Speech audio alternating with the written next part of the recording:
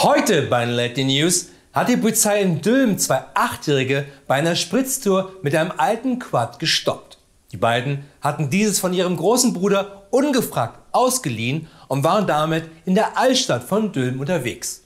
Gestoppt werden konnten sie erst von ein paar rüstigen Rentnern, die ihnen todesmutig in ihren eigenen motorisierten Rollstühlen eine wilde Verfolgungsfahrt mit teilweise mehr als 5 km/h lieferten. Als Strafe müssen die Achtjährigen nun genau diese motorisierten Rollstühle 4 Wochen lang putzen. Noch mehr gleich bei News.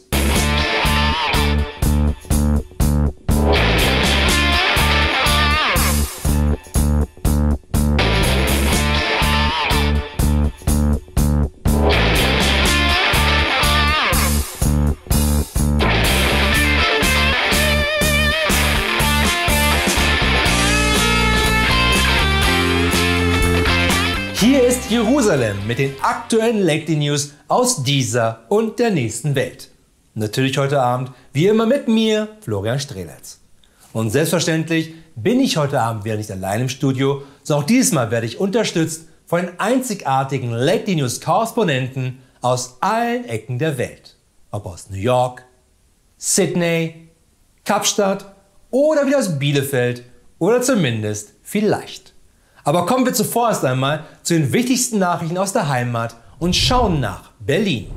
Um mir mein dekadent luxuriöses Leben zu gönnen, da ich Netflix, Prime und auch DAZN abonniert habe, womit man in Berlin zu den oberen 10.000, der 100.000, der 1 Million gehört, habe ich lange in Berliner Clubs als Mixologe gearbeitet. Was nur ein schöner Begriff für den Job als schnöder Barkeeper ist.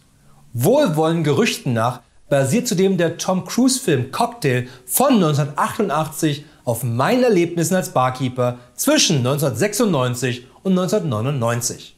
Berühmt war ich auch für meine exotischen Mixe von allen möglichen Dingen, die so in der Bar halt rumlagen. Egal ob Whisky, Rum, Glasreiniger, Limon oder Rattengift. Ähnliches versuchte auch eine 28-Jährige am BER, indem sie versuchte, einen 40.000 € teuren Whisky verteilt auf 27 kleine Flaschen, die sie an ihre Unterwäsche befestigt hatte, durch den Zoll zu schmuggeln. Nur war sie beim Laufen zum Zoll so laut, wie halt jemand laut ist, der 27 ständig einander schlagende Flaschen bei sich trägt. Währenddessen in Lüneburg. Sicherlich treibt die Bio-Deklaration immer seltsamere Blüten, wie wenn sogar schon Mineralwasser ein Bio-Siegel haben muss. Jedoch nicht mit dem offiziellen EU-Bio-Siegel, da die EU alle Lebensmittel, die es gibt, hier zusammengefasst hat. Nur eben nicht Mineralwasser, da dieses per se schon Bio ist. Da jedoch die Lebensmittelindustrie den ein oder anderen Euro mit Bio verdienen wollte, hat sie einfach ein eigenes Bio-Siegel für Mineralwasser entworfen. Wenn es ums Geldverdienen geht, ist niemand so kreativ wie die Lebensmittelindustrie. Noch keine Industrie der Welt ist so verlogen wie die Lebensmittelindustrie. Dementsprechend hatte es mich nicht verwundert, dass in Lüneburg ein Mann versuchte, einen Bioladen zu überfallen. Allerdings hatte er es nicht auf das Geld in der Kasse abgesehen, sondern einzig und alleine auf die Bio-Müsli-Riegel. Zwar konnte der Mann mit vollen Armen voller Bio-Müsli-Riegel fliehen, aber die Polizei hatte es nicht schwer, ihn zu finden, da sie nur der Müsli-Riegelspur folgen musste. Derweil in London. Bevor ich ein sehr erfolgreicher Nachrichtenmoderator wurde, musste auch ich schauen, wie ich mir meine 5 Ex-Frauen, 8 Unterhaltszahlungen und meine Villa am Wannsee finanziere. Und natürlich habe ich damals den einfachen Weg gewählt, nämlich als standhafter Pornodarsteller. Offensichtlich. Eine Liste davon ist auf IMDb einsehbar. Und vermutlich hat noch nie jemand so gut und perfekt eine Person dargestellt, die im Hintergrund durchs Bild läuft wie ich. Leider habe ich nun für meine britischen Zuschauer eine schlechte Nachricht, denn auf meine Filme können diese nicht mehr ohne weiteres zugreifen, da die britische Regierung ab sofort Altersnachweise für Pornoseiten fordert. Also nicht von den Darstellerinnen, da guckt keiner weiterhin so genau auf den Geburtstag, sondern von den britischen Besuchern von Pornoseiten. Also, liebe Briten, beim Verlangen nach Pornos einfach an Charles in Strapsen denken. Und wen das anmacht, dann schön Andrew, dass du diese News anschaust.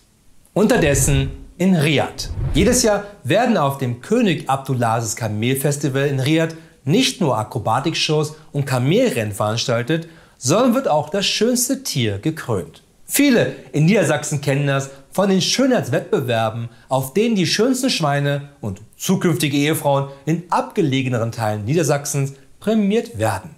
Nur winkt dem Besitzer des schönsten Kamels in Saudi-Arabien ein Preisgeld in Höhe von umgerechnet rund 58 Millionen Euro. Oder wie Mohammed bin Salman sagen würde, Cents. Allerdings kam es dieses Jahr zu einem Skandal, da herauskam, dass Dutzende Kamelbesitzer beim guten Aussehen ihrer Tiere mit kosmetischen Eingriffen nachgeholfen hatten. Das ging vom Vergrößern der Kamelbuckel bis hin zu Botox-Spritzen im Gesicht. Oder wie man in LA sagen würde, ein normaler Montag. Jedenfalls wurden am Ende 46 Kamelbesitzer disqualifiziert, wie Mohammed bin Salman sagen würde. Oder ein Untersuchungsbericht der NATO sagen würde, zerhackt und zerkleinert und den Kamelen als Fraß vorgesetzt. Oder wie man in Riad sagen würde, Hackfleisch Dienstag. Aber kommen wir jetzt noch einmal schnell zum Wetter und unserem Wetterkorrespondenten Froschi Figaro mit der aktuellen Wettervorhersage für die nächsten 3 Tage.